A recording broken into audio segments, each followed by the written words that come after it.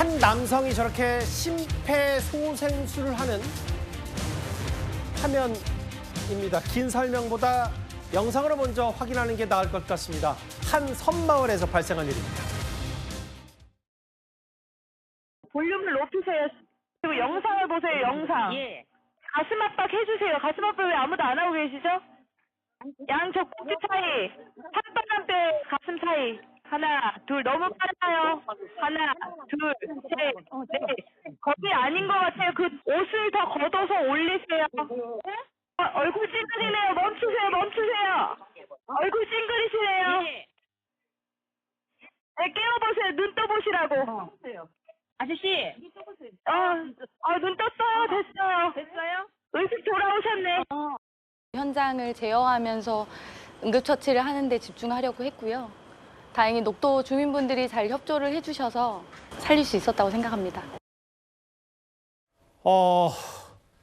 15분간 심장이 멈춰 있다가 다시 되살아난 섬마을 노인을 살린 영상 통화였습니다. 허준 변호사님, 좀 더 자세한 설명을 부탁드릴게요. 정말 극적인 골든타임을 지킨 사례 이야기입니다. 지난달 27일에 오후 3시 반쯤에 보령시 녹도, 여기가 섬이에요. 보령에서는 배편으로 1시간 정도 거리가 떨어진 그런 곳이거든요. 여기 마을회관에서 회의를 하다가 갑자기 70대 노인 A씨가 쓰러진 겁니다. 신고가 접수가 됐는데 상태를 봤더니 호흡도 의식도 없는 위급 상황이었던 거예요.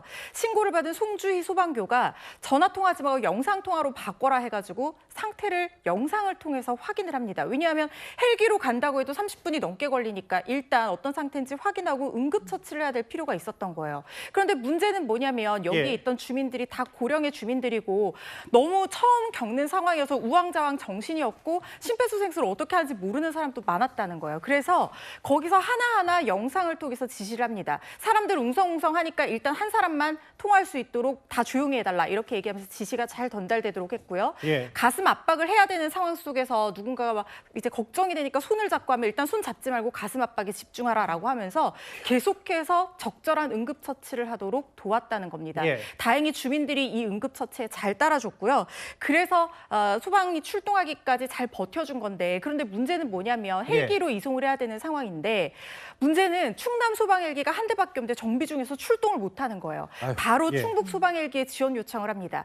그리고 이 환자를 싣고 청주 공항을 이륙한 헬기가 원광대 병원으로 갔는데 내려서 병원까지 갈 때는 또 전북 소방의 구급차를 이용을 했습니다.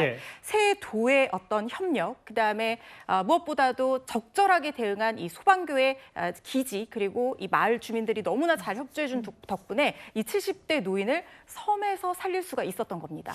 허 변호사님, 근데 이제 의식은 여기도 나와 있지만 잘 회복이 되셨다고 하더라고요. 그렇습니다. 이분이 기저질환도 있는 분이어서 원광대 병원에서 대응을 좀 잘 하신 것 같아요. 그런 것까지 다 해야 해서 섬에 보건지소가 한 군데 있기는 하지만 보건지소에서 어떻게 할 수도 없는 그런 상황이었다고 합니다. 그래서 병원으로 옮겨졌는데 다행히 지금은 적절한 치료를 잘 받아서 일상생활이 가능할 정도로 건강을 되찾으셨다고 하고요. 이건 모두 다 심정지 상태에서 이 골든타임을 심폐소생술로 너무나 잘 지켜줬기 때문에 이렇게 좋은 결과가 있었던 게 아닌가 싶습니다. 그 장윤주 변호사님, 여기 녹도가 보니까 행정구역상 충청남도 보령이던데 이게 지금 섬마을에 사시는 노인분들, 섬마을 주민들은 이 얘기가 정말 남의 얘기가 아닌 게 실제로 여기 딱 보건지소만 존재하기 때문에 정말 응급처치 정도 아니면 어떤 그 치료가 쉽지 않은 열악한 의료 환경이라고 하더라고요. 그렇습니다. 말씀 주신 것처럼 녹도는요, 대천항에서 배를 타고 1시간 이상 들어가야 도착할 수 있는 섬입니다.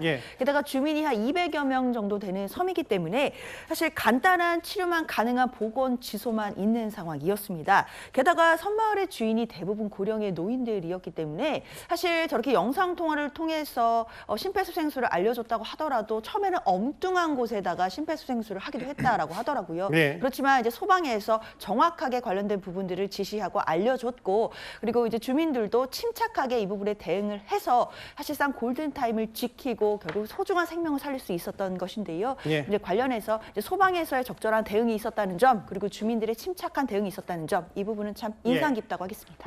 저는 이 일이 그 녹도라는 섬에서 있었지만 예. 대한민국의 격오지 어디에나 해당될 수 있는 굉장히 중요한 이 원격 구조의 모범 사례가 아닌가 하는 생각이 죠 듭니다. 그렇죠. 예. 왜냐하면 누구나 이런 그 위급한 상황을 당했을 때 예. 혼자 힘으로 해결하기 어려울 때는 이 119에 그 전화를 하고 또 혼자 어떤 장비를 어떻게 사용해야 될지 모를 때는 예. 이 화상 전화로 전환해서 이 소방의 지시에 따라서 안전하게 구조할 수 있다. 굉장히 좋은 모범 사례가 만들어지지 않았나 하는 생각이 듭니다. 녹도를 향한 원격 지도 심폐소생술 15분 동안 멈췄던 심장이 다시 뛰었다.